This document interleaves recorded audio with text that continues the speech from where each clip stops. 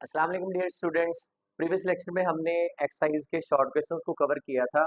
इस लेक्चर में हम चैप्टर नंबर 2 के न्यूमेरिकल प्रॉब्लम्स को सॉल्व करेंगे। न्यूमेरिकल 1 की स्टेटमेंट आप देखिए, the magnitude of cross and scalar product of two vectors are. अब आपने इस सीक्वेंस को फॉलो करना है।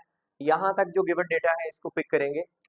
द मैग्नीट्यूड ऑफ, इस वर्ड को फोकस कीजिए, मैग्नीट्यूड ऑफ फर्स्ट जो आपको वैल्यू दी गई है वो क्रॉस की है। तो the magnitude of cross products and scalar product are 4 into 3 under root and 4 respectively. इसका ये मतलब हुआ कि क्रॉस जो है ऑर्डर वाइज फर्स्ट है। तो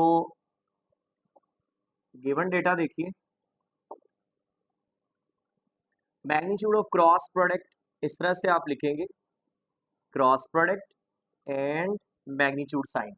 ये आपको दिया गया है 4 into 3 under root.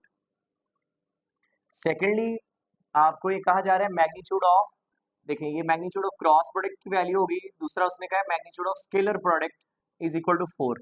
So A dot B equals 4। यहाँ मैग्नीट्यूड साइन आप ना भी लगाएं तो इट्स ओके, क्योंकि डॉट प्रोडक्ट सिर्फ होता ही मैग्नीट्यूड फॉर्म में है। क्रॉस प्रोडक्ट के लिए आपको मैग्नीट्यूड साइन लगाना लाजमी पड़ेगा। अब आपको पूछा क्या जा रहा है, कह रहा है कि find the angle between the vectors. तो ये जो वेक्टर ए और बी है इनका एंगल आप ट्रेस कीजिए। So you have to find angle theta between the vectors. अब मैग्नीट्यूड ऑफ क्रॉस प्रोडक्ट को अगर आप एक्सपेंड करें, इसको आप यूं लिख सकते हैं, ए क्रॉस बी, इसका मैग्नीट्यूड इक्वल आएगा ए बी साइन थीटा, जो आपको दिया गया है 4 इंटू 3 अंडर रूट। इसी तरह जो डॉट प्रोडक्ट है इसकी एक्सपेंशन करें आप, सो ये आ जाएगा A B cos theta is equal to 4। अब ये जो दो रिजल्ट्स आपको मिले हैं इनको आप सिंपली डिवाइड कर दीजिए।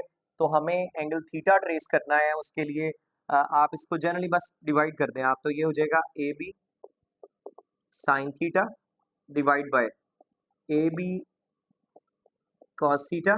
इक्वालिटी में इनकी values 4 into 3 under root divide by 4।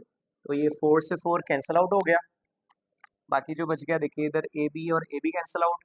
Sign over cos theta ये इक्वल होता है टेन थीटा के, और इक्वालिटी में जस्ट ये बच गया 3 अंडर रूट। अब आपने चूंकि थीटा ट्रेस करना है, so tangent inverse of 3 under root, और देन आप इसको सॉल्व करके इसका आंसर निकाल सकते हैं। जी बच्चों, इसका आंसर आएगा 60 डिग्री। तो इस तरह के आपको एमसीक्यूज भी पूछे जा सकते हैं, आप इसको सिंपली सॉल्व कर लेंगे।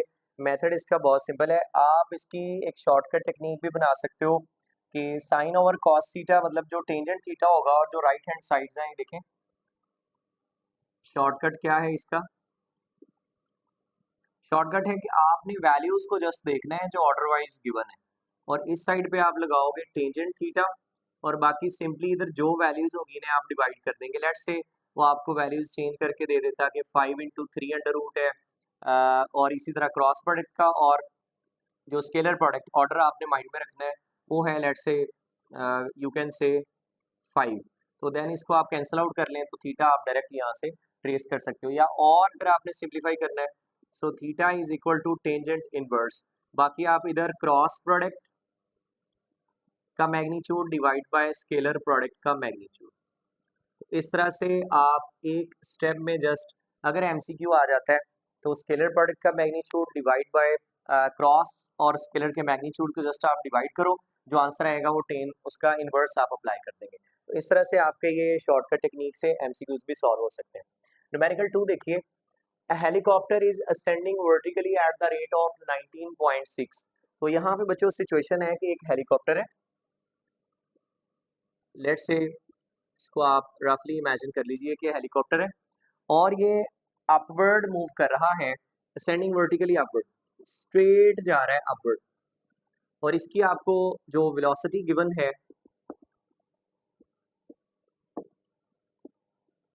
ये इनिशियल वेलोसिटी है हमारी ऑब्जर्वेशन की, दैट इज 19.6 मीटर पर सेकंड, और ये वर्टिकली अपवर्ड है कि इनिशियल वेलोसिटी की डायरेक्शन वर्टिकली अपवर्ड है। अच्छा, सेकेंडली उसने कहा है when it is at a height of 156.8 above the ground, let's say कि ये ग्राउंड है और यहाँ से जब इसकी हाइट कुछ सर्टेन हो जाती है, लेट्स से जैसे उसने कहा हुआ है इस डायरेक्शन में हेलीकॉप्टर जब ऊपर गया है तो इसकी जो हाइट या जो इसने डिस्टेंस ट्रैवल किया है s is equal to H 156.8 meter है और ये डिस्प्लेसमेंट एक्चुअली कवर किया है क्योंकि डायरेक्शन गिवन है तो हम मैग्नीट्यूड यूज कर रहे होते हैं इक्वेशंस ऑफ मोशन अप्लाई करने के लिए। तो ये आपको इसका वन साइडेड डिस्प्लेसमेंट गिवन है कि जब वो इतनी हाइट पर पहुंचा है तो देन आपको क्या कहा गया है कि अबव द ग्राउंड, ग्राउंड से जब इतनी हाइट पर गया है अ स्टोन इज ड्रॉप्ड, तो यहाँ से एक स्टोन को ड्रॉप किया गया है।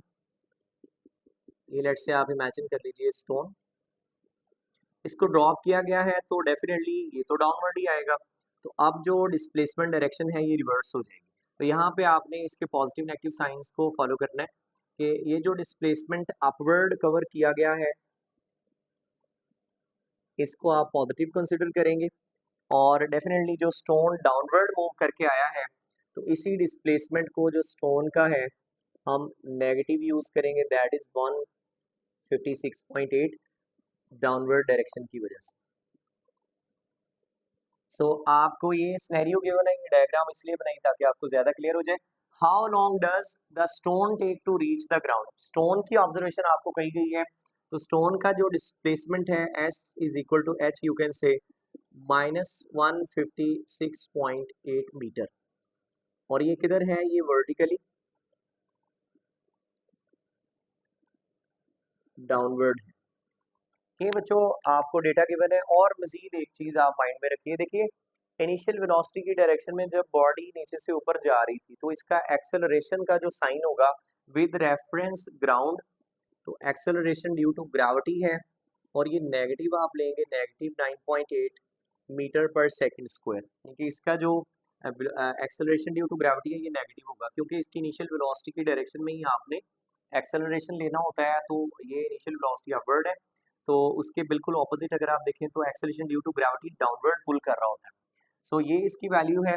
अब देखिए आपसे पूछा गया है, उसने कहा है कि how long does the stone take to reach the ground, कितना टाइम लगेगा इसको डाउनवर्ड पहुंचने में। सो ये टाइम टी आपने ट्रेस करना है। अब यहाँ पे जो हमें इक्वेशन सूट कर रही है जिसमें डिस्प्लेसमेंट आ जाए, एक्सेलरेशन, टाइम और initial velocity, second equation of motion s is equal to V I T plus 1/2 AT square, तो इसको आप पुट कीजिए, ये आ जाएगा s हमारा h के इक्वल है और ये -156.8 इक्वालिटी में वी आई टी, अब V I initial velocity is 19.6, time जो है हमने ट्रेस करना है प्लस 1/2 एक्सेलरेशन नेगेटिव 9.8 के इक्वल है और देन टी स्क्वायर।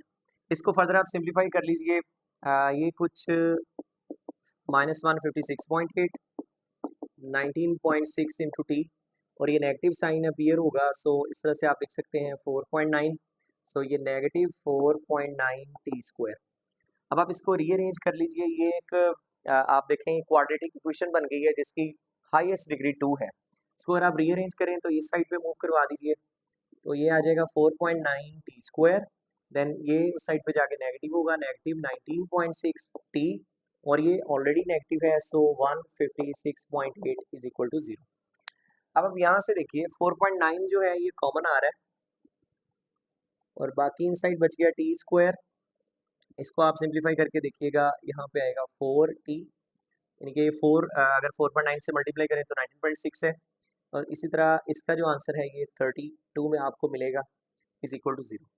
अब आप इसको फर्दर सिंप्लीफाई कर लें, 4.9 इधर मल्टीप्लाई हो रहा है, दूसरी साइड पे जाके डिवाइड होगा तो ये भी वैनिश हो गया, जस्ट ये इक्वेशन हमारी बच गई, टी स्क्वायर -4t इसी तरह -32 इज इक्वल टू 0। अब आप यहाँ पर देखिए टी स्क्वायर -4t -32, ये एक क्वाड्रेटिक इक्वेशन है और इसको आप बाय फैक्टराइजेशन सॉल्व कर सकते हैं। टी स्क्वायर फैक्टराइजेशन आपने करनी है कि आप अगर मल्टीप्लाई करें तो माइनस का 32 आए और अगर आप ऐड या सब्ट्रैक्ट करें तो -4 आए। सो इसके लिए आप देखिए -8t plus 40 minus 32 equal 0। So यहाँ पे आप देख सकते हैं -80 प्लस 40, तो माइनस का 40 भी है, और जब आप -8 को 4 से मल्टीप्लाई करें तो -32 भी बन रहा है। बच्चों इधर देखिए t कॉमन आ गए इन दोनों में, सो t -8, और इसी तरह यहाँ से 4 कॉमन आ रहा है, सो t -8 इक्वल 0। अब ये t -8 दोनों में कंबाइंड कॉमन ले लें, t प्लस 4 इक्वल 0। अब ये दो वैल्यूज मल्टीप्लाई होके 0 के इक्वल है, तो इनको आप सेपरेटली 0 के इक्वल पुट कर सकते हैं। So t -8 is equal to 0, और इसी तरह t plus 4 is equal to 0। So यहाँ से आपको एक t की वैल्यू मिल गई 8 सेकेंड, और ये वाली वैल्यू मिल रही है -4 सेकेंड। अब टाइम जो है ये कभी भी नेगेटिव नहीं हो सकता, so that value must be ignored, और ये जो है ये हमारा राइट ऑप्शन है कि 8 सेकेंड लगेंगे इस स्टोन को डाउनवर्ड रीच आउट करने में। सो इस तरह से आपका ये इंपॉर्टेंट न्यूमेरिकल कवर हो जाएगा। याद रखिए एक लास्ट क्लोजिंग बात कि इनिशियल वेलोसिटी के उलट स्टोन मूव करके आया है, तो इनिशियल वेलोसिटी के जो जो फैक्टर्स रिवर्स होंगे उनको नेगेटिव लिया जाएगा। जैसे इनिशियल वेलोसिटी के उलट एक्सेलरेशन है वो आपने नेगेटिव लेना है, और इसी तरह जो डिस्प्लेसमेंट था वो भी आपने नेगेटिव चूज किया है। नेक्स्ट लेक्चर में हम इंशाल्लाह रिमेनिंग न्यूमेरिकल्स को देखेंगे। तब तक के लिए अल्लाह हाफ़िज़।